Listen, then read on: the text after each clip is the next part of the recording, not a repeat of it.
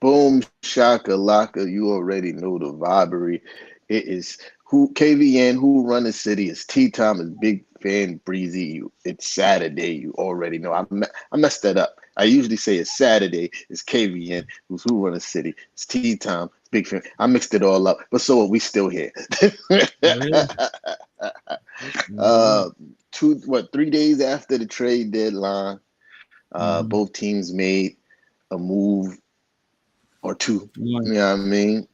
Yeah. And yeah, so I don't know who one you want to start. You want me to start? It I don't make a mean, you did difference. the intro, so just keep going. Yeah, all right, that. So I guess the most pressing and hot thing in the streets is the trade deadline. Uh, the Knicks traded Quentin Grimes, uh, Evan Fournier, Ryan Archie. I can't pronounce Ryan's last name. Archiano, whatever. Mm-hmm. Archiakino, and some Archie. and Malachi Flynn for Alec Burke and Bojan Bogdanovic. You know what I mean?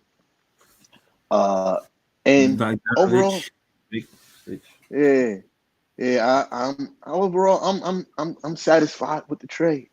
Uh, Solidifies our bench, gives us two veterans that can not only score, they can shoot the three point ball at over 40%. They both are shooting the 3-point shot over 40% this season. Both could put the ball on the floor and create for themselves and others.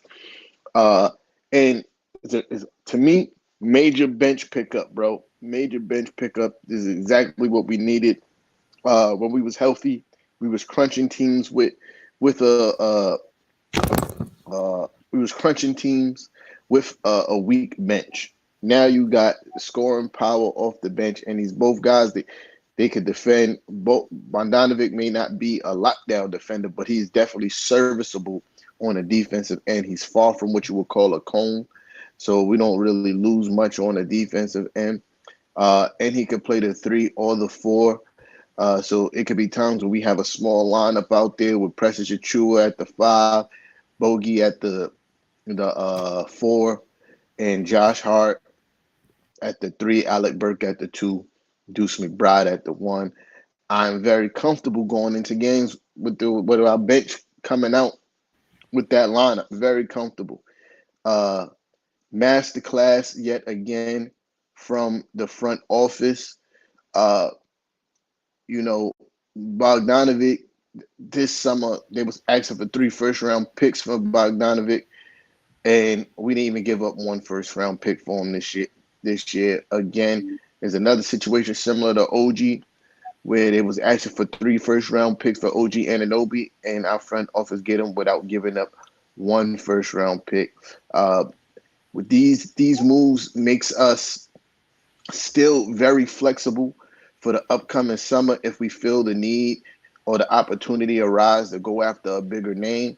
We still have all our first round draft picks plus others. I think we got like 7 first round draft picks over like the next 3 or 4 years or some shit like that. It's crazy. Um, and financially, we get rid of Evans' contract.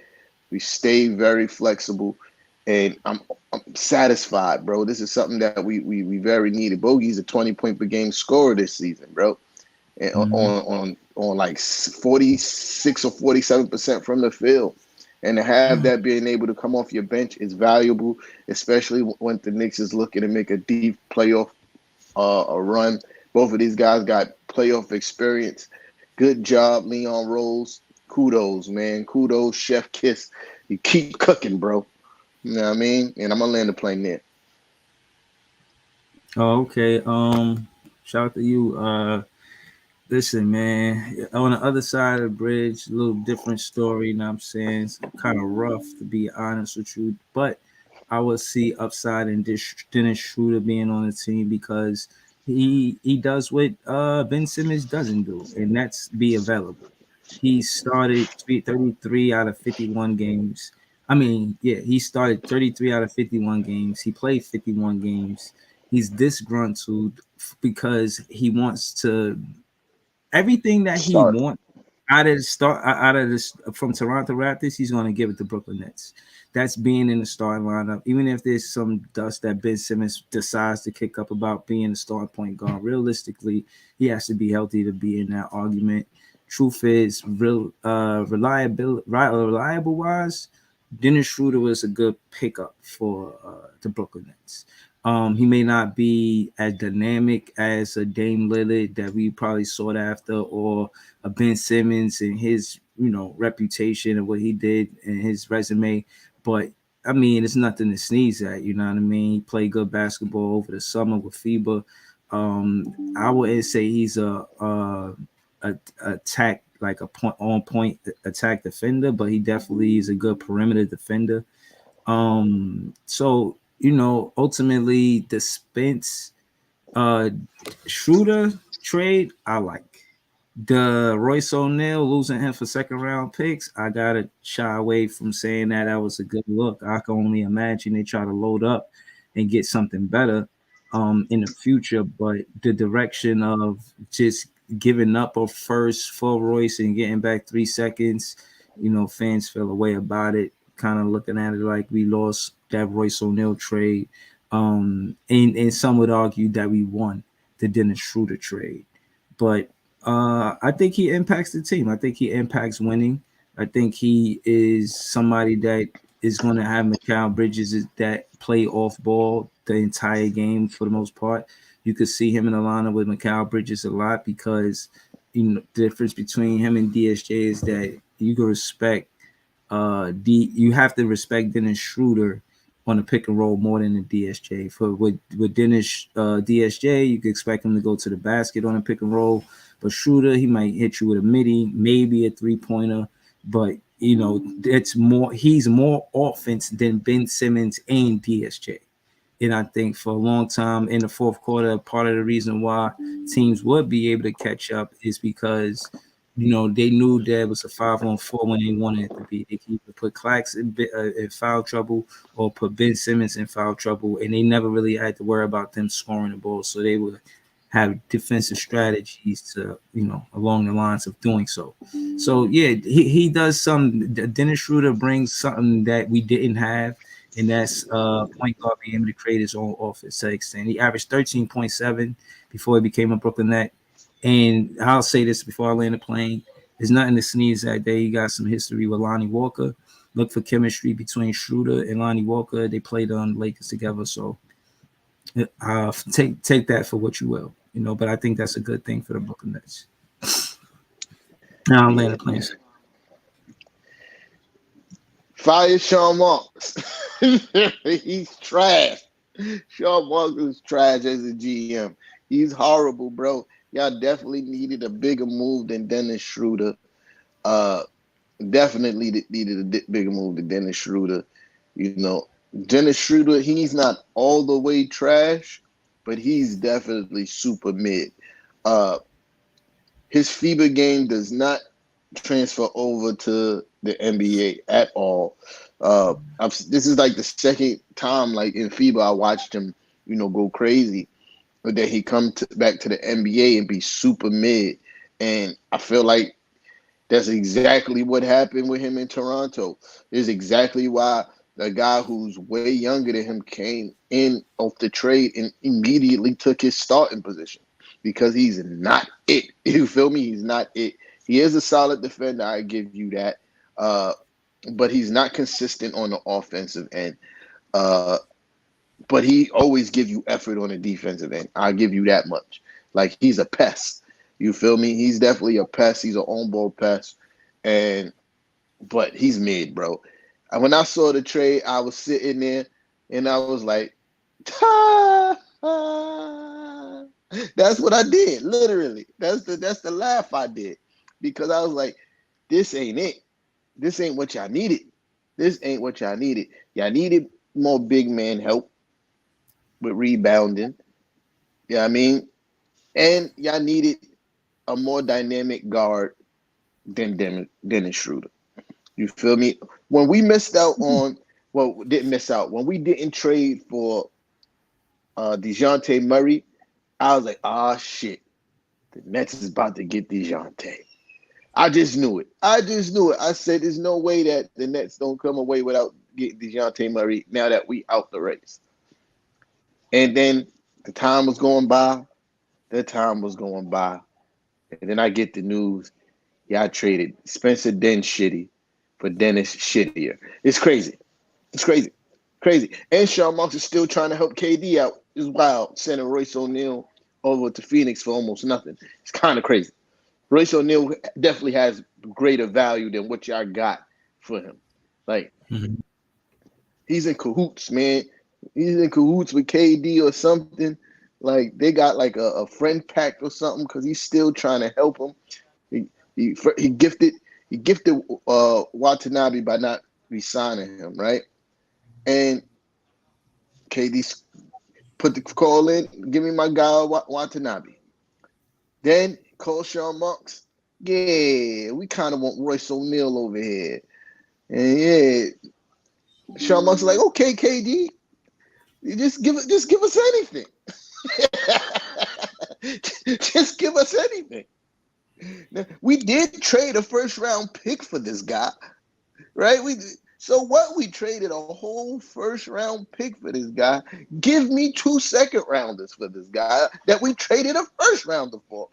Nasty work. Yo, if I was you, it'd be upheaval. I'll be upset. I don't know what you did on your podcast. You feel me? I unfortunately I didn't get a chance to tune in, but I would be on my podcast mad, yelling for fire Sean Marks, all this stuff because nasty work, God. Nasty work. And I'm going to keep on saying it. Your team is not going to get better for the long haul until y'all get rid of that guy, son. Yeah, that's crazy. I mean, it's hard to defend Sean Marks. I mean, he does good in the draft, in my opinion, and it'd be nice to see him get a higher draft pick, maybe 1 through 10 or even 10 through 20. But he's not finagling no moves to get higher draft picks, which was odd to me. You know, taking he could have did better with Royce. Ain't no way else to put that. He could have did better with Royce. Royce is well sought after, and again, I've been mentioning Royce. First off, the fans love Royce and mad that Royce is gone. And me personally, I never seen somebody so a 3-and-D player of his stature. He was a 3-and-D player that can pump fake, step to the side, shoot the three, fake the pass, shoot the three. And his range wasn't right at the 3-point line either. It was like a few feet back. He was shooting 30-foot 3-pointers, and he could hit it right from dead center, or he could hit it from like on the elbow, pulse. So case in point is, yeah, we lost a lot not having Royce on our team. You know what I mean? And to get a player immediately not right back for him, so we didn't just get 2 second rounds and a player. Goodwin don't count. Goodwin can't do what Royce O'Neal was doing. His mama named him Goodwin. You know what I'm saying? Does he help the Brooklyn Nets get good wins? I don't know. He's a point guard. I don't think that we use that. You know what I mean? We really, I think we got somebody named Bates. Like, I don't, to be honest with you, I don't know what he does. You know what I'm saying? We got that Young back. They waived him. You know what I mean? They waived Giles. So we pretty much got Nick Claxton and Day'Ron Sharp, and Day'Ron Sharp is hurt. So y'all waved that Young. Waved that Young, man. I thought we was gonna have a reunion, and I don't know. Again, as fans, with Eric Slater, again, he's a reporter. He asked Sean Marks. He said, "Yo, what is the direction of the Nets?" And said something about getting a star in 2-3 seasons. I think he's lost. I think he's doesn't necessarily have that. He don't move around like a GM. He move around like he got a GM power, but in these negotiating tables, like what's happening? You know what I'm saying? Like, are you asserting your dominance? Are you saying you want what you want and you sitting there standing firm? You know what I mean? You can't be messing around. Like these GMs, they know what they doing. They know what they want. They have directions. And the fans, I'll be honest with you, they identify with certain players on the team. But with Joe Tsai and Sean Marks, we look at them like, why? You know, why y'all doing some of the stuff that y'all doing? And if you're gonna be doing that with the draft picks, then give them an opportunity over these free agents. You know, you let these free agents come in here and do whatever they want to do, and you put draft picks at the back burner, like, yo, wait till you got second to the free agents. I think that's I don't know, it doesn't work. You know, even if, I don't even know if it's just an opinion now. It's a fact. You know, you have these free agents come over here, you give them all this power, and they get us nothing. You know, for the most part. I mean, for what you put out for them, what you're getting back for what you put out, you will want more for what you're putting out. So it's like they looking at it like, all right, well, I don't want to miss, so I'm not going to put out a lot to so I don't expect a lot. But what are y'all doing as a business? Josiah, him being an owner for his first team in under 10 years, we've been an owner, what, 5, 10 years, something like that. I think because of that, he probably, you know, I don't know how business could be good if we're not winning. The sport is basketball. The business is winning. So I don't see how Joe Tsai is comfortable with these moves that Sean Marks is making. I understand the loyalty might come from Sean Marks being Joe Tsai's first GM, but if the business is winning and the sport is basketball, like how strong is that relationship between Joe Tsai and Sean Marks being the first GM? You know, how much lack of productivity must the Nets have for things to shake up in the front office? You know, there was loyalty to Nash without good productivity. I said this the other day. I said that I think Sean Marks, he'll do the same thing to Jock Vaughn that he did to Steve Nash. I think they do give Jock Vaughn a chance to finish the season out. And I do think they try to find another free agent to pair with a Mikal Bridges, maybe a big man in the paint that could draw some gravity, that could play with his back to the basket and give easier, uncontested 3 pointers to a 3-and-D player like Mikal Bridges. You know, I think they've rushed Mikal Bridges to be a shot creator, you know, so, and Cam Johnson. They're not shot creators. And if they are, it's going to take more than 82 game season for them to become shot creators, because them having an opportunity to become shot creators this season, it didn't work. And the Brooklyn Nets are the only team that's going to give them the opportunity to become shot creators, Cam Johnson and Mikal Bridges. So respectfully, the front office, you know, they took a risk on seeing if that could happen. Shout to Tanya Barber and all the Nets and the Knicks fans in the chat. I see ya. But ultimately, that's how I feel. You know, the front office could do better. The fans are, you know, are diligent fans. There's a lot of fans that still pull up to the page that, you know, want to see the best for the Nets. But, you know, there are fans that made it clear that they fans of players of on the team. And if that player isn't on the team, then they're not a fan of the team. So, you know, there's that as well. But in totality, the fans want to see us at least make a run for the play in.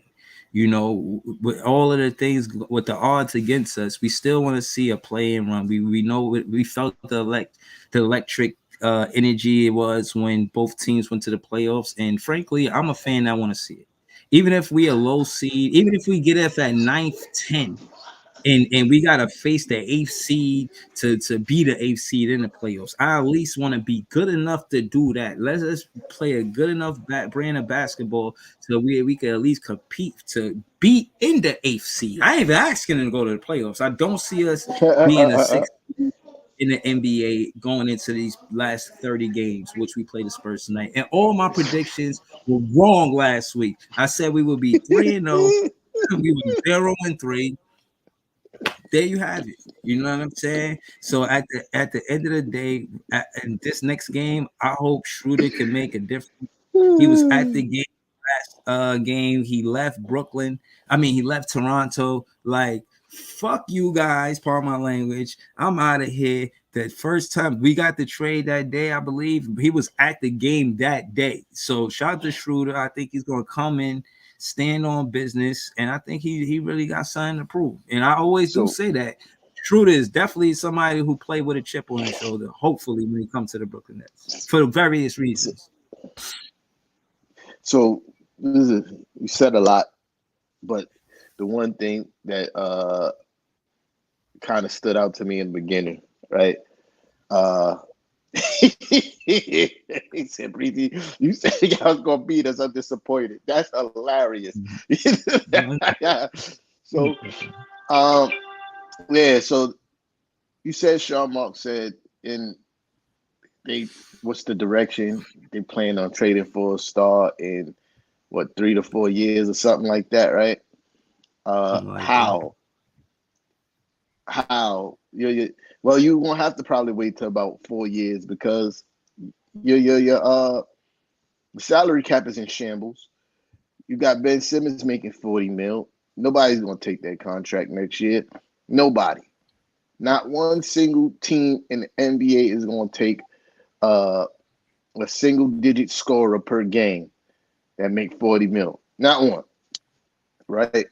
Uh and you got a few guys that's making some nice chicken on that team. So I don't see y'all being able to get a star anytime soon. It's nasty work. In the words of, and you asked, you know, about Sean Marks and his allegiance to, what's his name, Jack Vaughn. In the words of Cat Williams, he has an unnatural alliance to losers, and that's not like him. Because Jack Vaughn is a loser. He's a loser coach. Nasty work, man. Nasty work. And I laugh because people questioned my front office for what, the last 3 years. You even trying to build up Fournier, Sean Marks. Yeah, I Fournier, was getting there. Rams. Oh I'm yeah, because getting I there. had right to question it. It wasn't like I was bugging.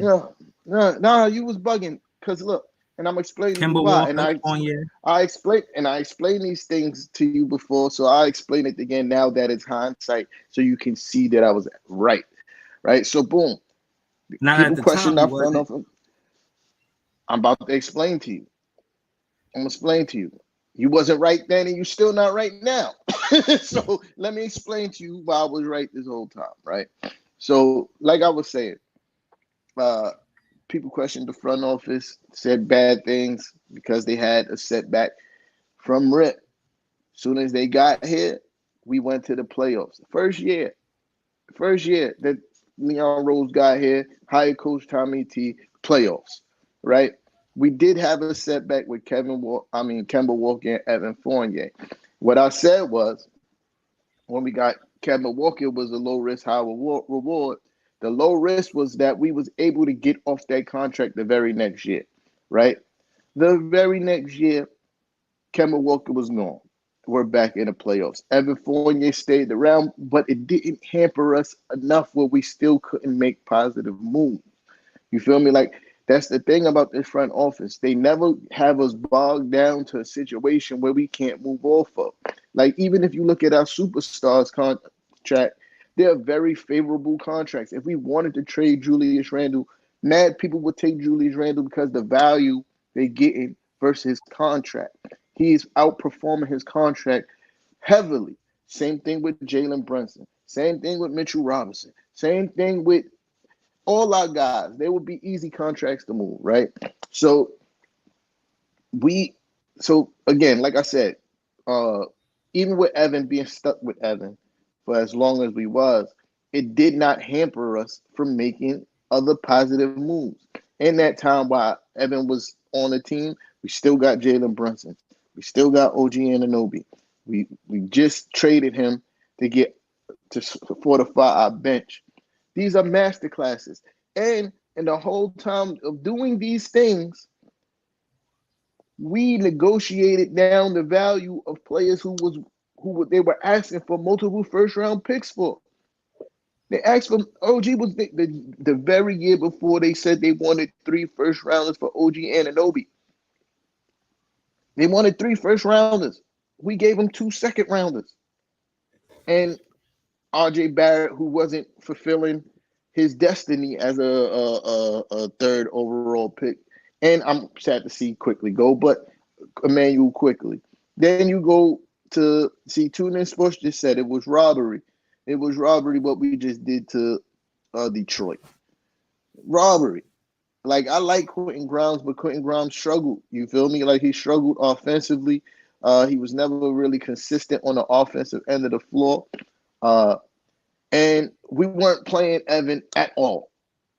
And we get two guys who's going to be very serviceable for us coming off the bench, solidify that bench. And Bogey, it was another person that was asking for in the beginning of this season, in the off season, 3 first-round picks, three of them things.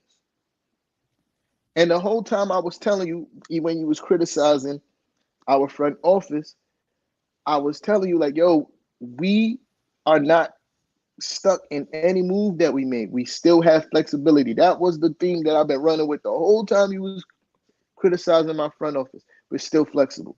We're still flexible. We still have salary cap. We're still flexible. We still have our first round picks. We're still flexible. Yeah, Evan didn't work out, but we're still flexible.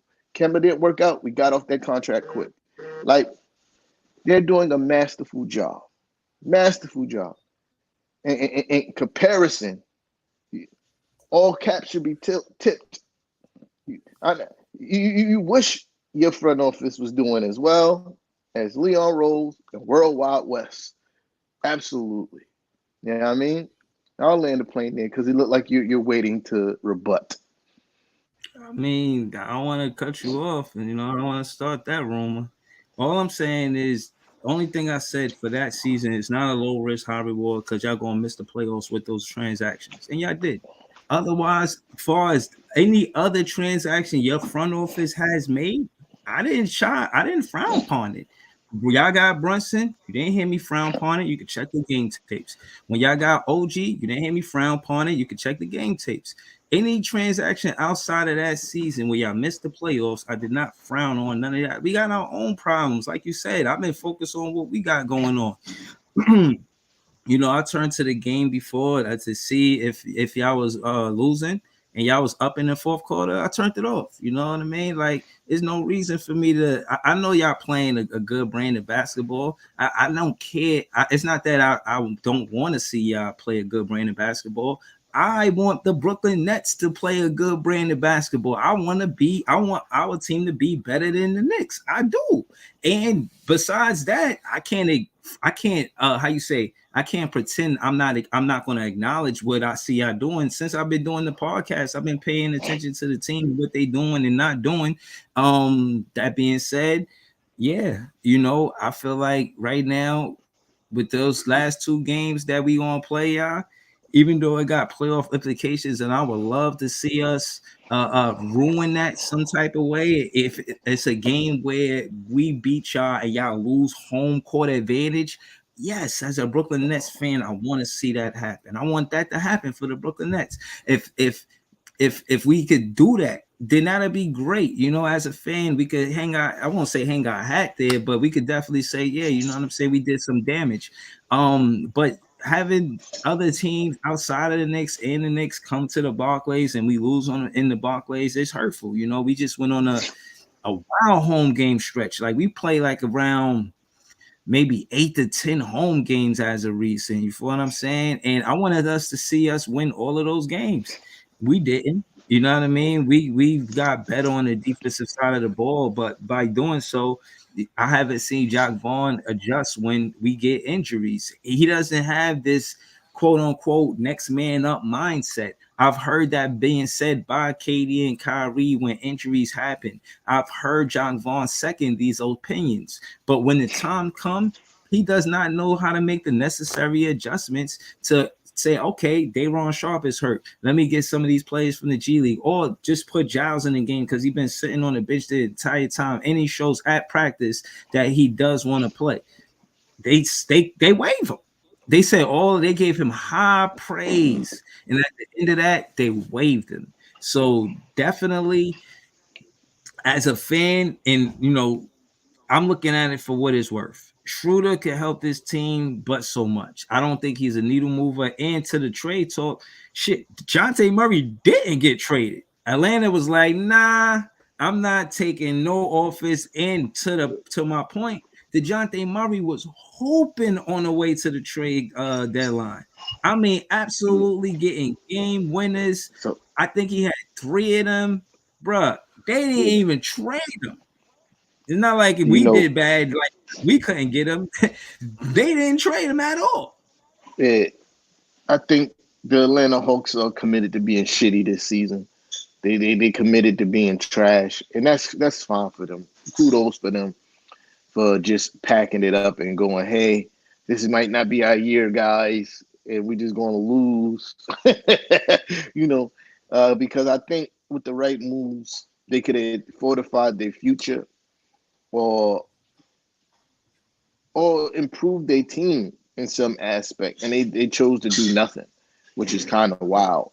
I also think they was probably trying to fleece everybody. Uh, they was trying to fleece everybody when it came to getting DeJounte because of his great play, and I think teams was like, nah, I'm good, I'm good. You know what I mean? And shout out for the Knicks for having a backup plan too. Like I don't believe that Alec Burke and Bogdanovic was the first choice, but that's a hell of a plan B. Hell of a plan B.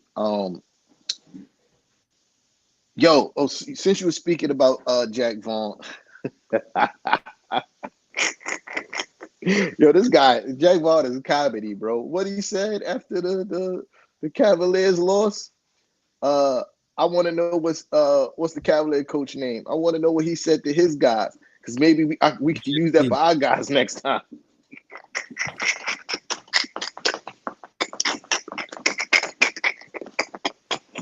Yo, what head coach says that? I don't What know. coach says? What coach says? Yo, I need tell me what you said to your players so I can use it for my guys. Oh man, that is the worst thing I've ever heard, bro. A coach say like you don't know how to inspire your guys anymore, bro. You need to steal the playbook from the other team. That is wild, bro. Jack Vaughn is proven time and time again he doesn't have the locker room. He doesn't have the acclimate to be a successful coach in the NBA if he doesn't have pretty much an all-star team. You know what I mean? Like he Mm. can't. Jack Vaughn is showing that he can't coach his way out of a wet paper bag, nasty work. It's hilarious. It's hilarious. I just want to know your thoughts on him saying that I need to know what they said at halftime so I can use it for my team. What's your thoughts on that, bro? Uh, I don't have the blank out curse button, so I'll stay subtle. But I think to be honest with you, I think it shows submissiveness.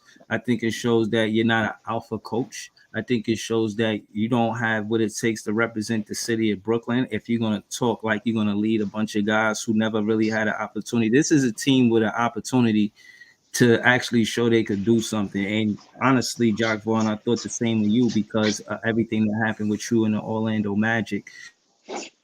You would take this. I mean, you was kicking that game to Megan Triplet when she interviewed you. Maybe you just thought it was something smooth to say. Case in point, Megan Triplet done heard a bunch of smooth stuff from a bunch of smooth guys. She don't need you to be smooth, especially the fans. We don't need you to be smooth. We don't need you to smile when you losing. You smile when you losing. You compliment the other team coach. What are you even doing here, bro? Like what are you? Nobody in Brooklyn talk like that. Nobody. And for you to represent the Brooklyn Nets, you going outside. You know what I'm saying? I'm gonna be honest with you, Jock Vaughn. You going outside complimenting another coach in a loss at your home. It's not like you was even in Cleveland, like, yo, he got goons. Let me be nice in the post-game interview. You know what I'm saying? So I don't want them tripping or nothing like that because I'm scared. Maybe we even understand. You know what I mean? Understanding how things work sometimes, I guess, right? Which I don't, but I guess for you to say that in the Barclays, you went outside, Jock Vaughn. And as a Nets fan, I can't tolerate such things. If I could penalize you, I would. As a matter of fact, I don't have a penalty for you for saying that, but if I did, apply it now.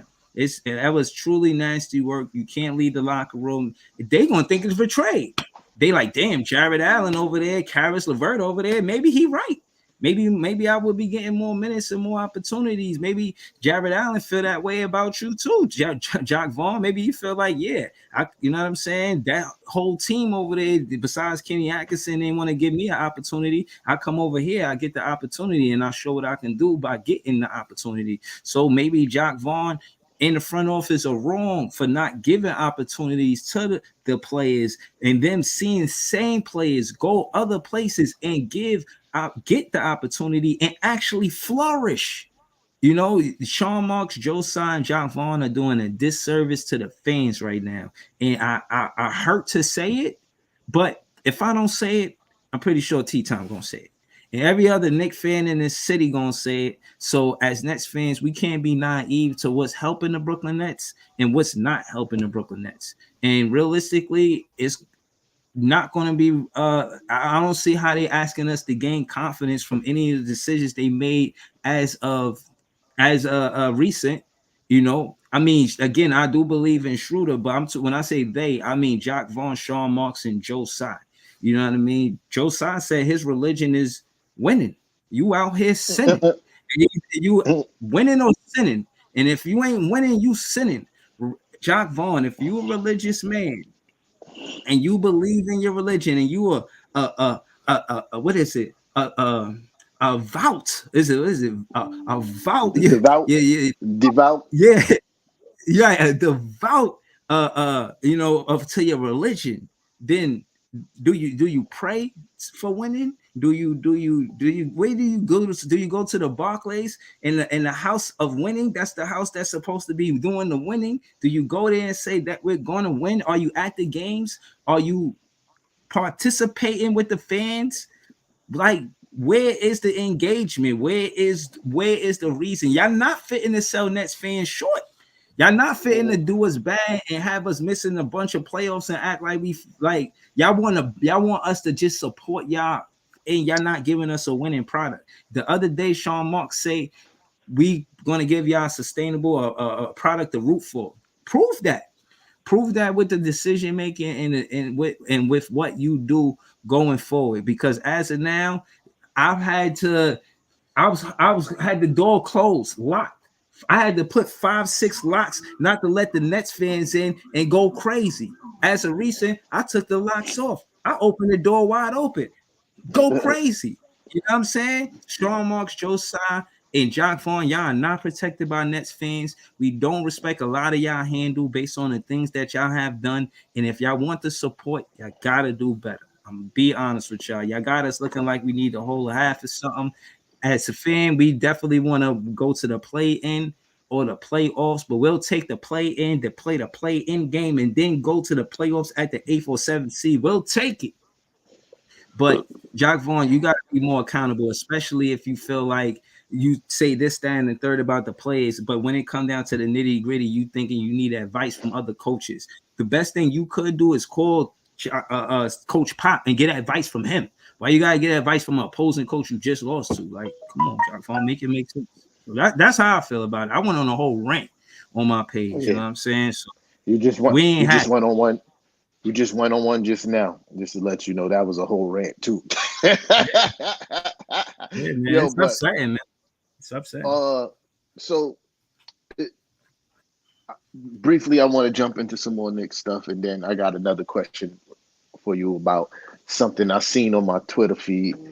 Uh, you know, this stretch coming up of games for the Knicks is going to be rough.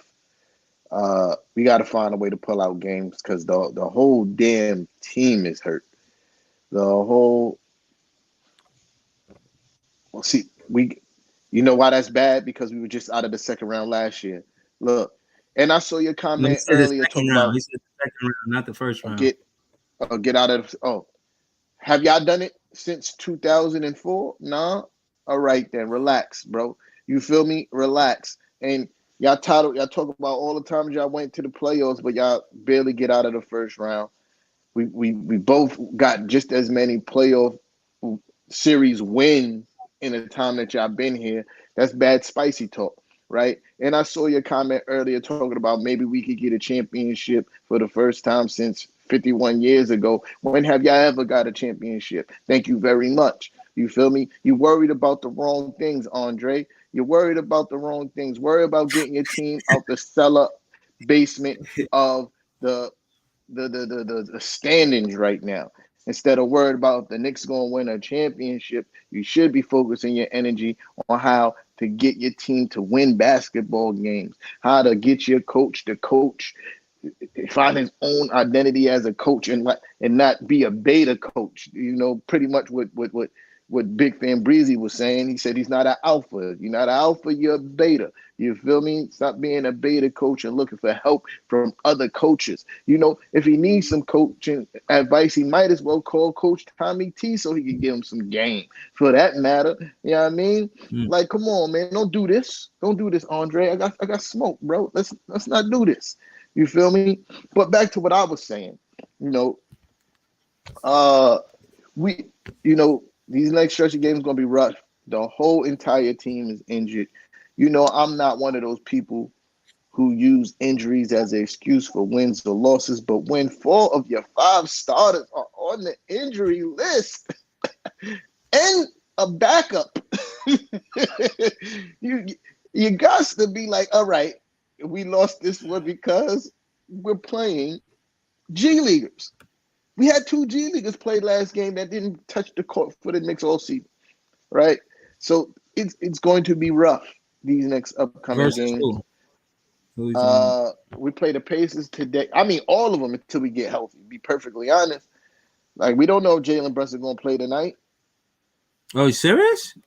Yeah, I didn't know Jalen Brunson because was out. I knew OG was out. I knew that, but I didn't know Jalen Brunson was out. Jalen Brunson, he was out last game, minus sprain. They said it was This is mostly his first soreness injury. this season. Nah, Yeah. but minus sprain. I think they said it was more of, just managing him than anything. Like, he had some soreness, but he could go, but they rather, rest him. Um, but yeah, we got Jalen Brunson out, Julius Randle, OG, Mitchell Robinson, Jericho Sims, and before the trade, Quentin Grimes was hurt. You know what I mean? So, well, that's like 5 guys, 6 guys, 5. I didn't even count. That's enough. You know what I mean? And uh Hartenstein just went out the last game with a sore Achilles. You feel me? Mm. So that's another person you can add to the injury list. You feel me? So yeah, that's a fact. We just signed Taj to another 10 game, and Taj Gibson looked like he was dying on the court last game. Like, that man old, bro. You know what I mean? Shout out to Taj. I appreciate the effort that he gives on both sides of the ball, but he's an old man. Like, so these next games is gonna be rough. And and we built a nice enough cushion where we can afford to lose a game here and there, you know what I mean, and still be competitive in the standings until after the All-Star break. I think that's when we'll be more healthy. And this is another reason why our front office is super fire, because OG just had to get surgery on his elbow. He had a bone spur. You know what I mean? I'm pretty sure they knew this from like a week or 2 ago, and they didn't say nothing until after the trade deadline, so teams wouldn't try to tax them because they know that they're hurt and need people. We we uh we promoted the injury as it being a day-to-day injury, and he could be back at any moment. And until the trade deadline, as soon as we made our trades, that's when we announced that he had surgery on his elbow for a bone spur, and that just masterful work yet again. You feel me? Because if they knew OG was injured, we probably would have got taxed even harder. Pause. Um, but again, bone spur, not a crazy injury. I looked it up. They said if it's caught early enough, it's a 2 to 4 week healing process. Uh, I'm looking at the injury report. It say February 29th is expected for OG. yeah, you feel me? So that's not too far after All Star break. That's about like, including tonight, that's about like 8, 7 games. You know, Mm. so Mitchell Robinson starts doing on court activity after the All Star break. My team definitely need this All-Star break to rest. You feel me? Because guys are hurting, and I can't. When we get back healthy, it's gonna be a problem. But what I Mhm. wanted to ask you, I wanted to make that statement. Then I wanted to ask you. I forgot the reporter's name. I forgot his name. Uh, but he was talking. I forgot how long ago this was. It was maybe about like a week or so ago. And he was like, "Oh, it was after y'all played Golden State. Y'all played Golden State Mhm. this week. It was Monday."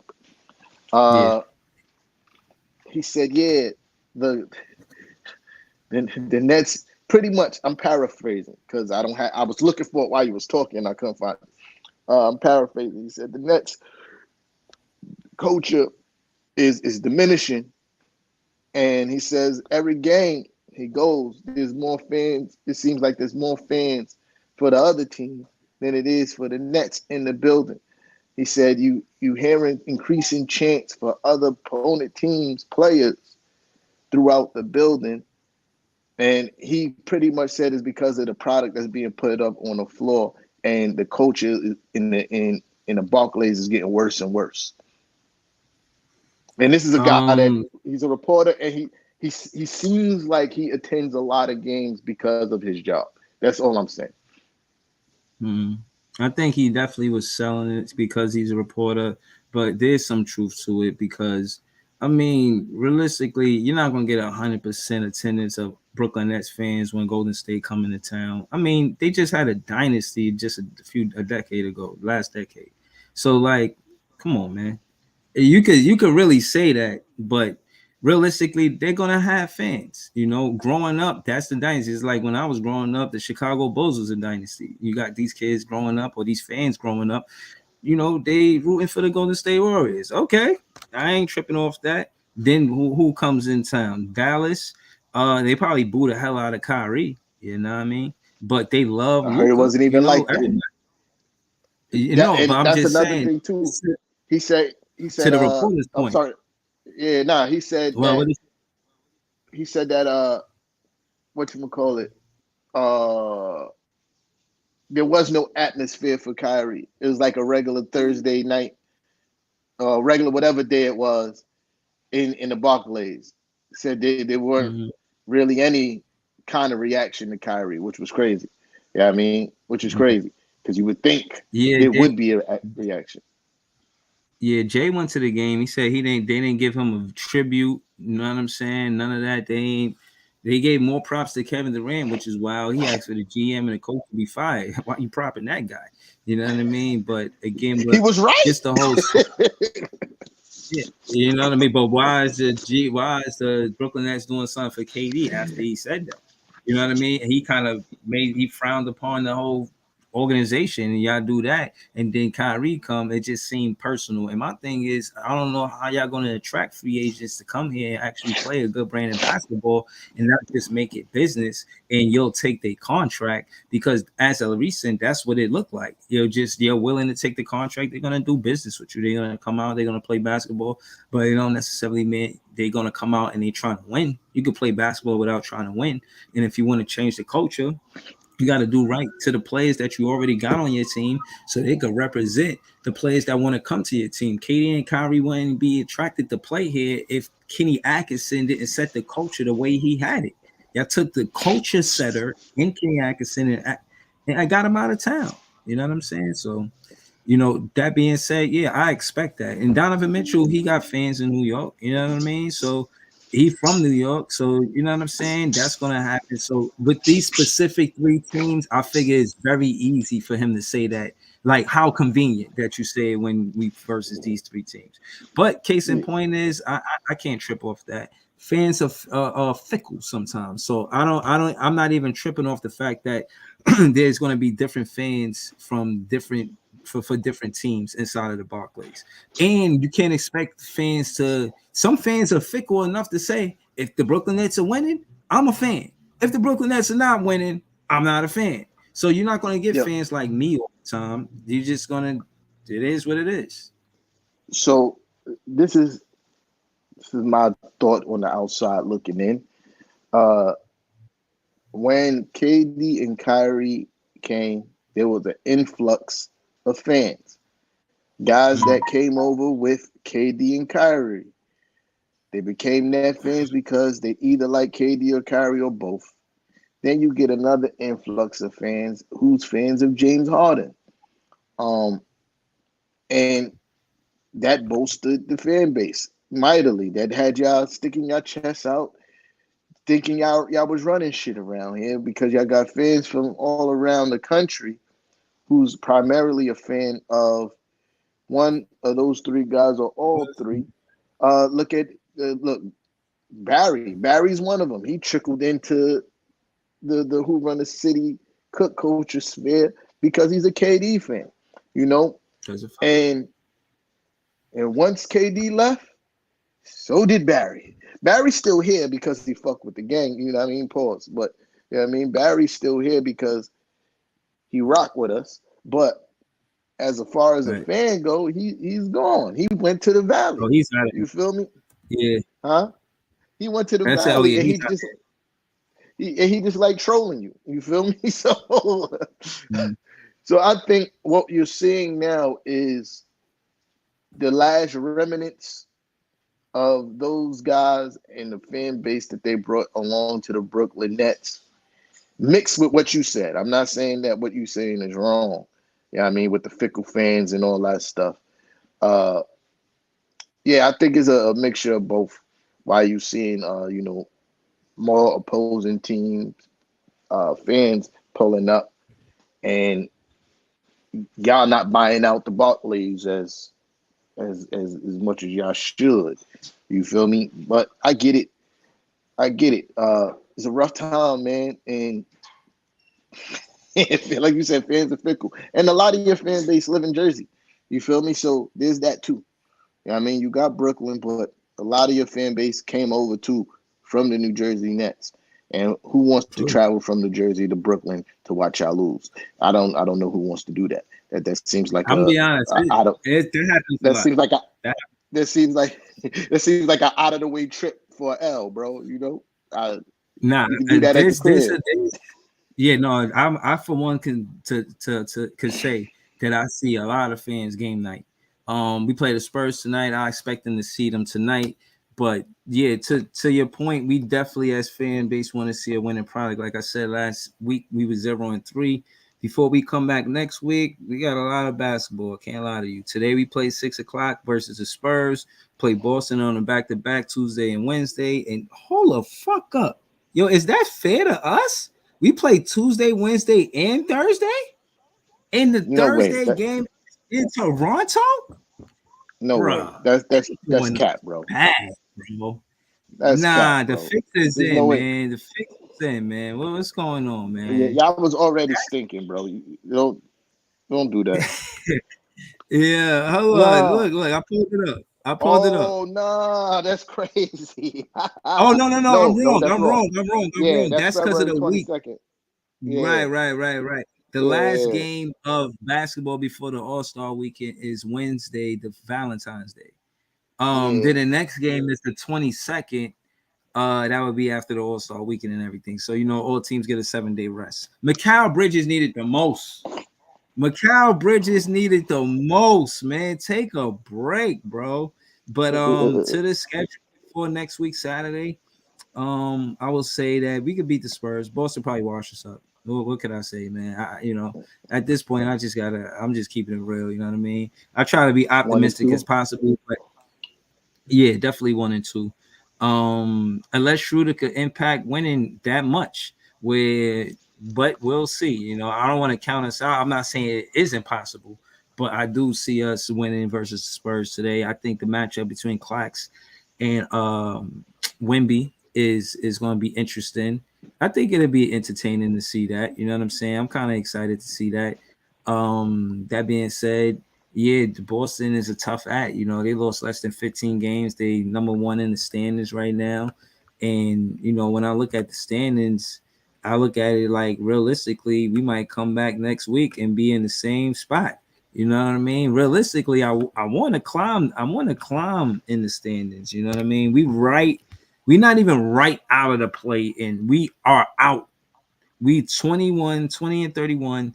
The 10th seed is the Atlanta Hawks. They got 23 wins.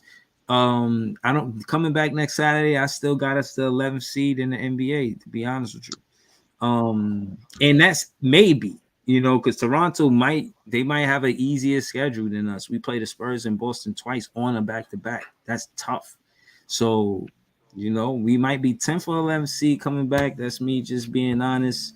But those are my predictions for the week, T-Time. What about you, bro? You got predictions for the week? Uh, And how Today we right were play you the last? Pace. Last week who we played? I was wrong on the Lakers. Uh, I was right against the Grizzlies. I was wrong against the Mavericks, but we was injured. So I was wrong. I think I said uh 3-0. I think I said 3-0, but yeah, you know, Lakers, we could have definitely won that game. But whatever. The Grizzlies, we did what we were supposed to do. And the Mavericks, nobody played. So yeah, I was wrong. But this week coming up, we play the Pacers today. If JB plays, we win. If he don't play, we lose. Uh, Mm. Same thing for the next two games. Uh, we play the Rockets on Monday. If JB play, we win. If not, we lose. Same thing with Wednesday.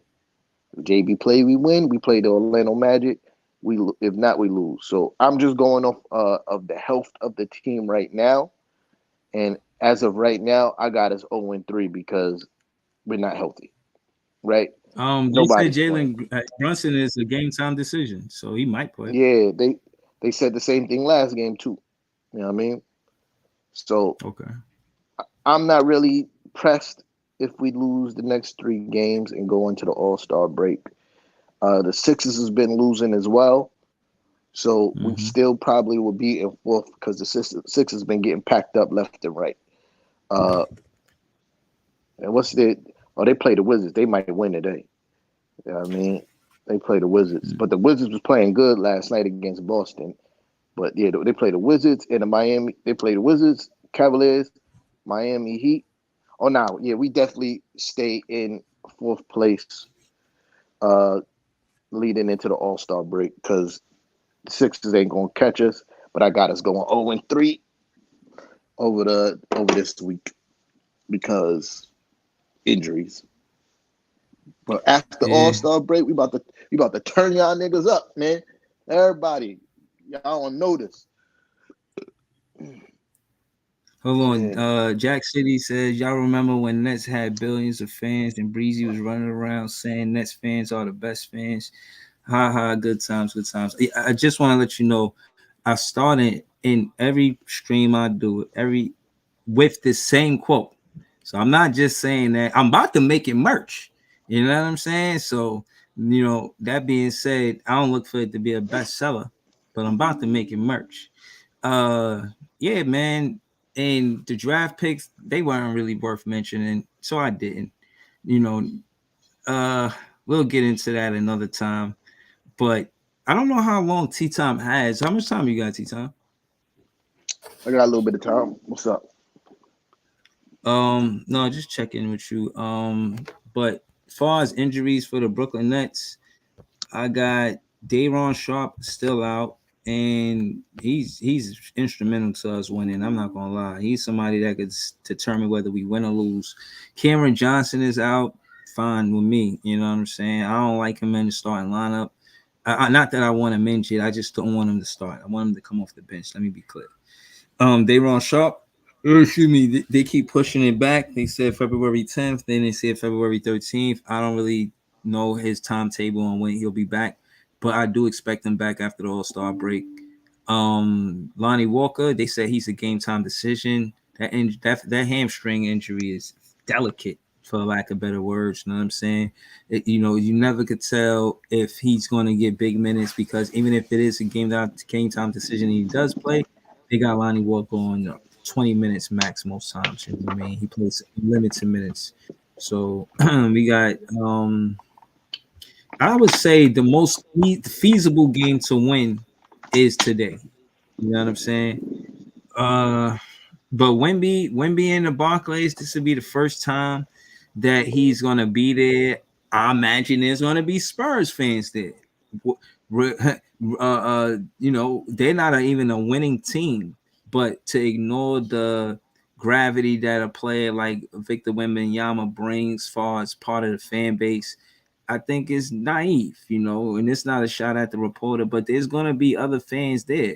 I don't think they're going to outweigh the other fans, but it's the different gravity between the Golden State Warriors and the Spurs. I'm pretty sure in the game like this, the Nets fans outweigh the Spurs fans. So listen, I said a lot today, and a lot of the stuff that I said, I was venting more of a rant, but I articulated more what I wanted without disrespecting the front office. I got love for the Brooklyn Nets, but at the end of the day, fans see, you know what I'm saying, the whole team changed one time or another. And for us to be the way we are, I don't think we divas or we had too much of a high expectation. I really feel like for us to go to the playoffs that many times in a row, there's a lot of games that we lost that we could have won, and that was because of coaching. I think at the end of games, the coaching does a lot as far as when you call a timeout, who you rotate in your roster, when players are hurt.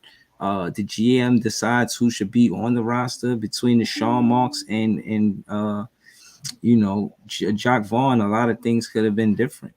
But that being said, we'll see, man. I don't want to be pessimistic. Y'all know for the most part I'm always optimistic, but 1 and 2 is as real as I could get. The Brooklyn Nets got to show me more, but for what it's worth, this is the first game that Schroeder is playing with the Brooklyn Nets. I expect us to Oh, win this game. wait a minute. I forgot. We got 2 new players on our team when I did my prediction. Cool. Oh, yeah. Fourth quarter AB. My man's in them. And Bogey. They Um, should be playing tonight. One. Yeah. So, nah, I'm not giving the Pacers the win. mm, Especially if JB play. Even if he don't play, I'm not giving him the win. Dante DiVincenzo is averaging 31 points a game over the last 3 games. mm, Yeah. Balling out, bro. They said Dante DiVincenzo over the last 4 or 5 games is shooting 14 3-pointers a game and still averaging over 40%. That's crazy. That's astronomically crazy, bro. You feel me? Yeah, so I got faith in Dante DiVincenzo being able to put up big numbers against the Pacers. And then you got another valid scorer in fourth quarter, AB, who's already comfortable with Coach Tommy T's system. So it's going to be like a hand and glove fit because he already know what the coach wants to do and how the coach plays are and how they operate. He plays solid defense as well. And then you got Bowie to come and help stretch the floor, even if he don't do nothing but stand there and wait for them to collapse against AB or Dante DiVincenzo. That's a plus. If you take a page out of OG book and be like, yo, I don't know the plays yet, so I'm just going to stand in the corner or cut, they're going to find them because this team has been passing the ball. I'm not giving the Pacers the W. I'm bugging. I forgot we got 2 people coming to play for the Knicks. Yeah, so let me redo my predictions. Thank you very much. I got us going. Hold on. I forget who we play already. I got us going 2-1. I think we lose against Orlando because they match up against us really well and they beat us twice already. So I just think if we're not healthy and if JB not there, I think Orlando might win.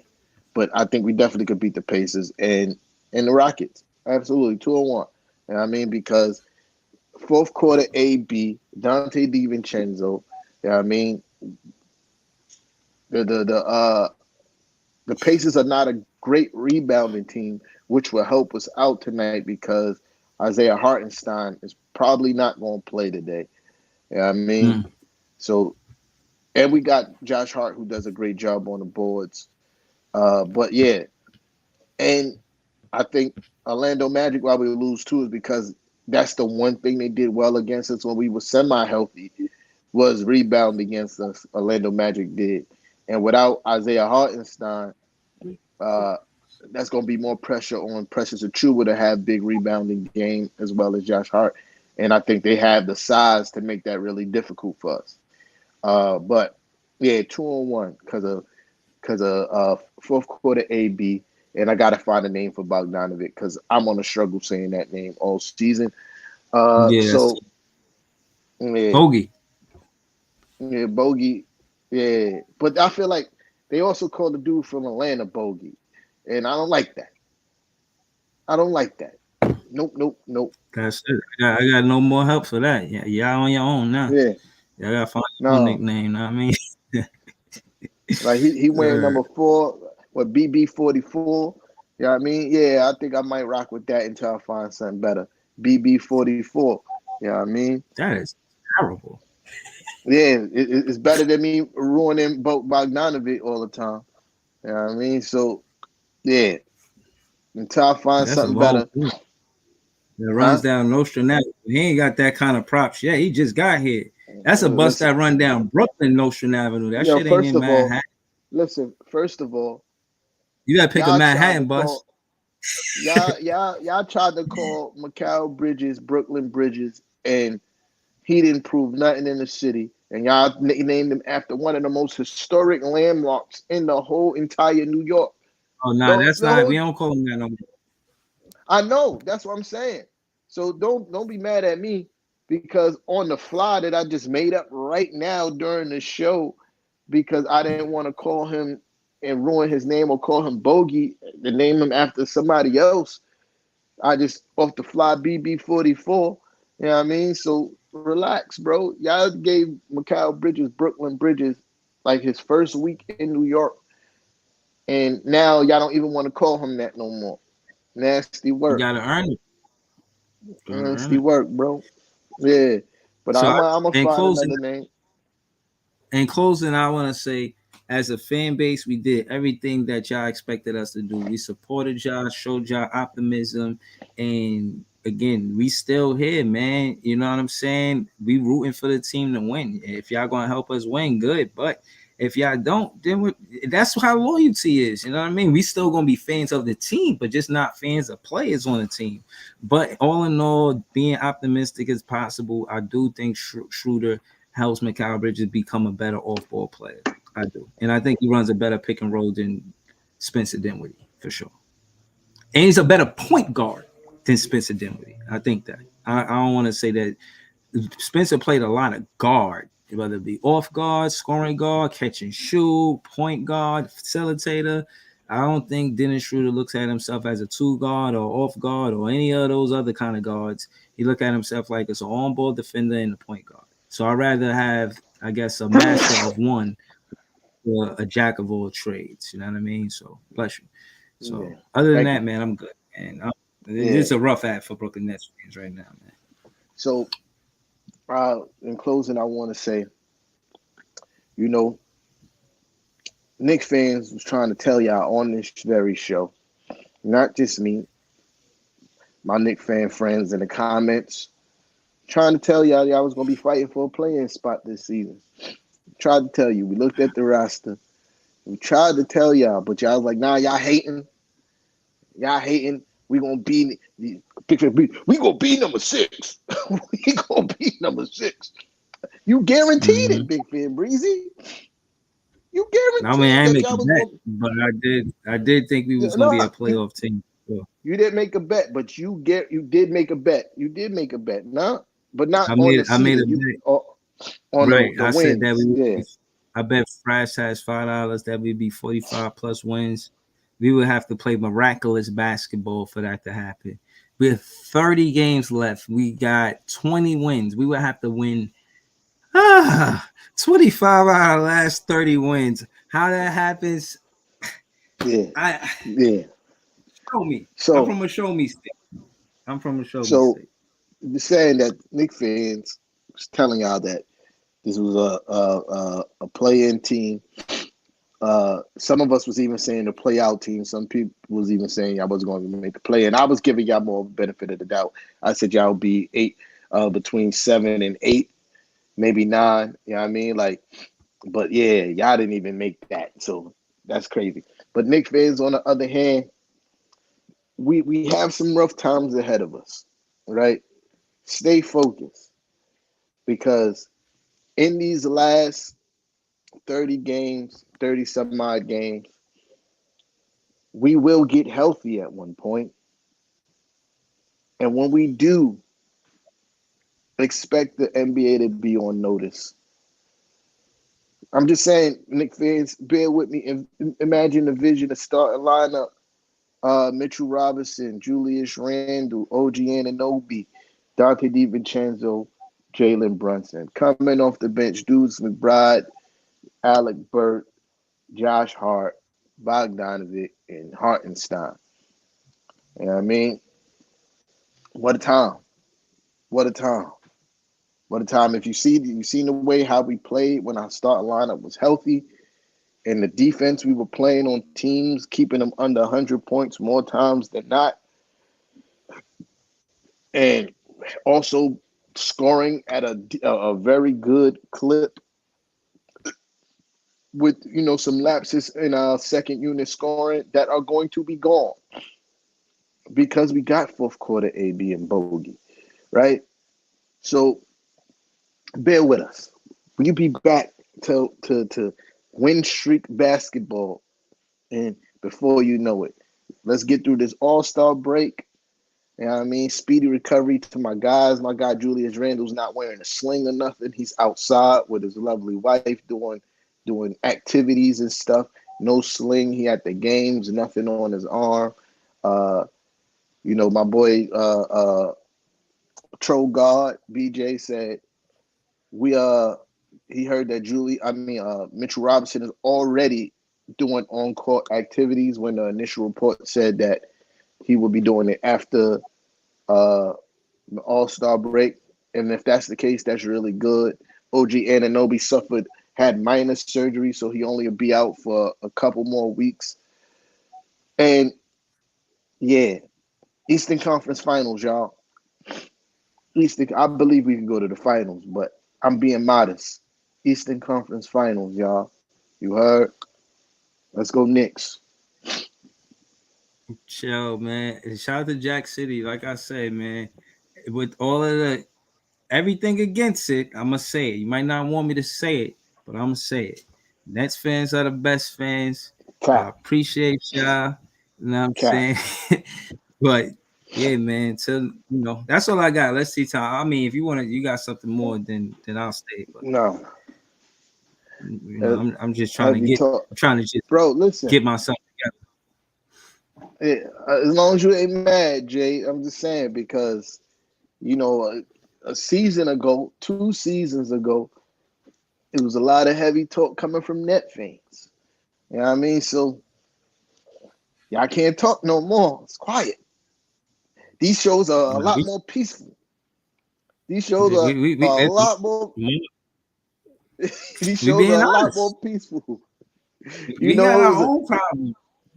It was a lot of ruckus coming from the other side of this screen these other That's days before. Big Fan Breezy with a lot of rambunctious talk coming from my guy. Now everything's a little bit more amicable, because y'all know what's up. Y'all see it. The future is bright. What? Yo, all right, we about to bounce because I know you got stuff to do. But what bright future, bro? What have I missed?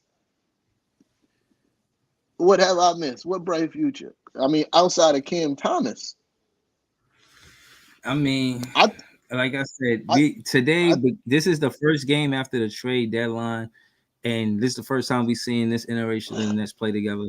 So maybe he talking about what we gonna look like after today. But me and Jay gonna have to speak more on the matter on a recap tonight because as of now, yeah.